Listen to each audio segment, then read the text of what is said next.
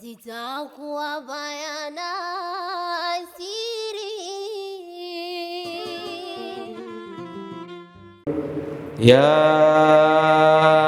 ayyuhalladhina amanu ittaqullaha haqqa tuqatih wa la tamutunna illa wa antum muslimun. Watukufu wa Islam, baada ya kumshukuru Allah subhanahu wa ta'ala na kumtakia rahma na amani mtume wetu Muhammad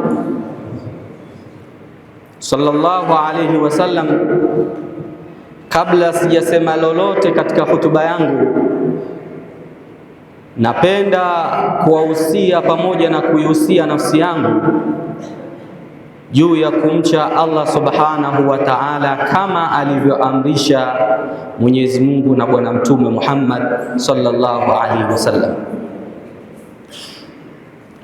Kumcha Allah subhanahu wa ta'ala ndiyo sababu ya kufaulu mbele ya Allah subhanahu wa ta'ala, na uchache wa kumcha Allah subhanahu wa ta'ala ni kutekeleza maamrisho yake na kuachana na makatazo yake. Hivyo mu'min anatakiwa aishi katika mfumo huo wa kumcha Allah subhanahu wa ta'ala katika uhai wake wote. Ama hutuba yangu mimi ya leo, tutazungumzia kuhusiana na atawakkulu ala Allah, kumtegemea Mwenyezi Mungu subhanahu wa ta'ala. Maana yake kumtegemea Mwenyezi Mungu subhanahu wa ta'ala ni kuhakikisha wa mwisho uliomweka moyoni mwako katika mambo yako yote ni Allah subhanahu wa ta'ala, kuwa yeye ndiyo mtendaji wa mwisho, kuwa yeye ndiyo mfanyaji wa mwisho, na hakuna mwingine ambaye umemweka katika moyo wako isipokuwa Allah subhanahu wa ta'ala. Hiyo ndio inaitwa atawakkulu ala Allah.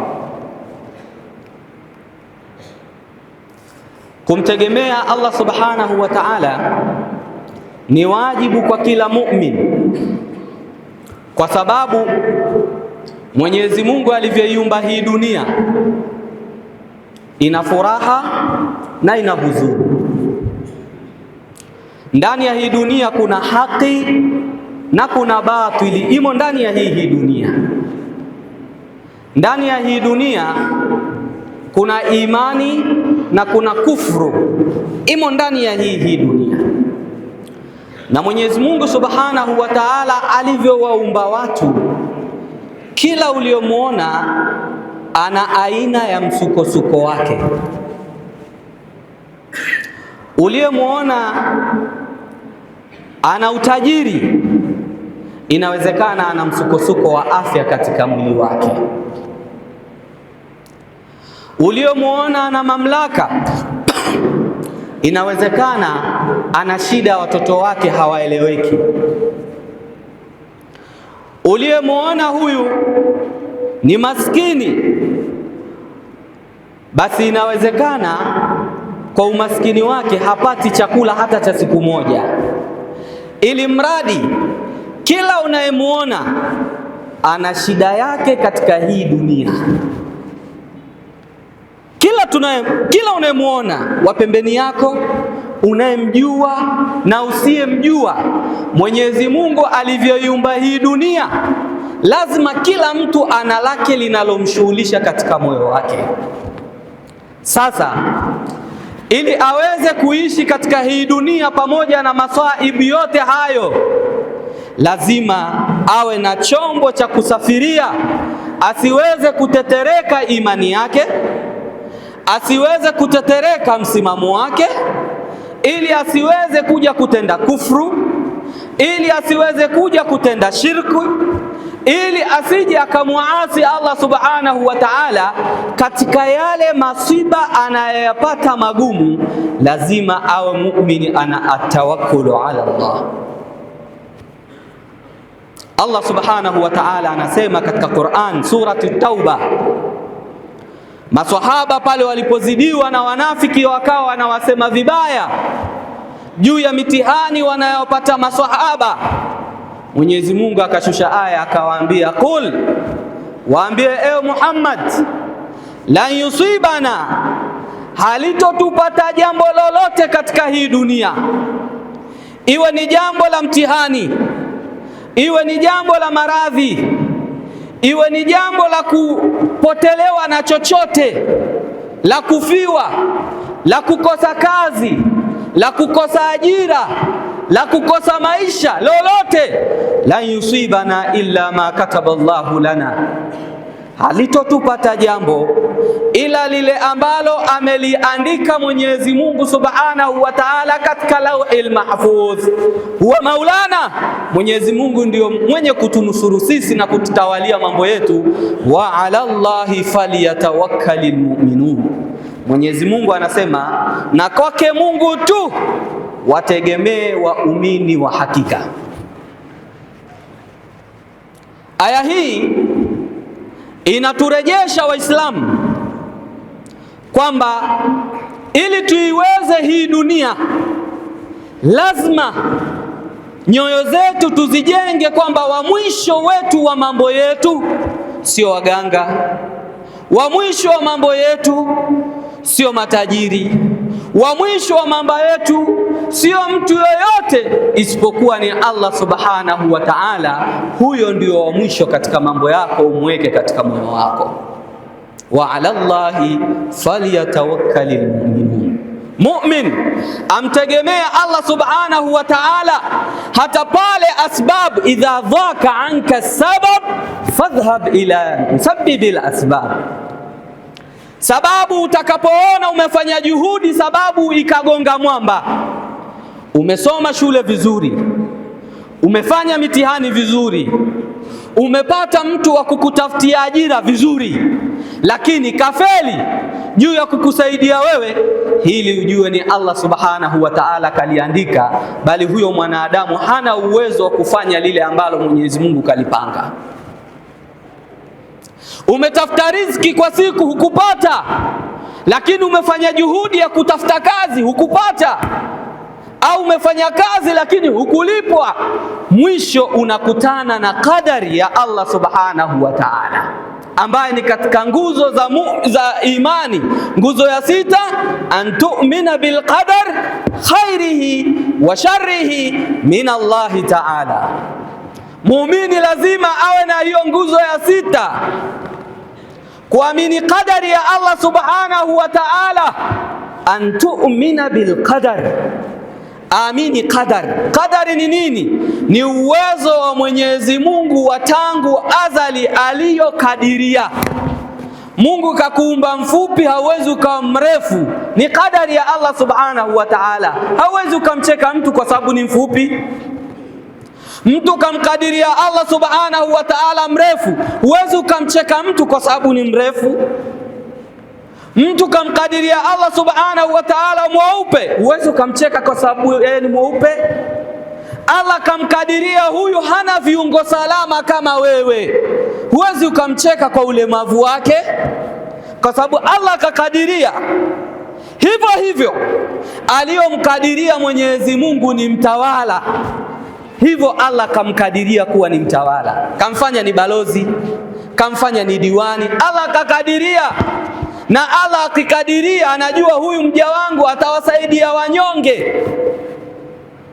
Allah amekadiria kila kitu. Kwa hiyo muumini lazima afikie hatua na al-imanu bil qadar, amini qadari ya Allah Subhanahu wa Ta'ala, kheri yake, shari yake min Allah Ta'ala. Umepata maradhi, umefanya juhudi ya kutafuta tiba, lakini kila ukitafuta tiba haufanikiwi, maradhi yakampelekea mtu mpaka kufa, ujue hiyo ni kadari ya Allah Subhanahu wa Ta'ala. La tabdila likalimatillah, hakuna anaweza akabadilisha neno la Allah Subhanahu wa Ta'ala katika hii ardhi isipokuwa ni yeye Allah Subhanahu wa Ta'ala.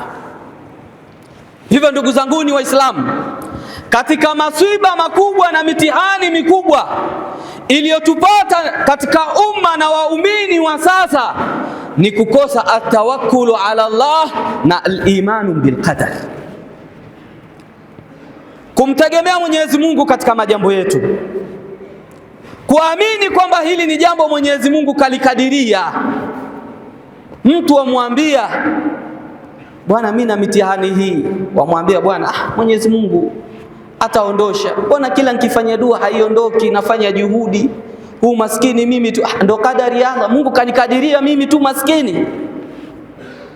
Walalamika, mtu anakuwa na shakwa kwa sababu hana msingi katika moyo wake wa al-imanu bil qadar na atawakkulu ala Allah, kumtegemea Mwenyezi Mungu Subhanahu wa Ta'ala katika kila jambo.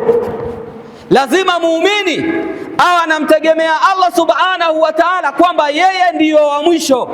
Ikiwa umefanya juhudi umeshindwa, ujue hii ni kadari ya Allah Subhanahu wa Ta'ala. Simamia kwenye imani yako, usije ukamshirikisha Allah Subhanahu wa Ta'ala kwa sababu umeshindwa na jambo lako. Hapana, usimshirikishe Allah Subhanahu wa Ta'ala, utamshirikisha Mungu na Mungu hatakuondolea tatizo, imani utakosa na bado utakuwa umeingia katika kufuru.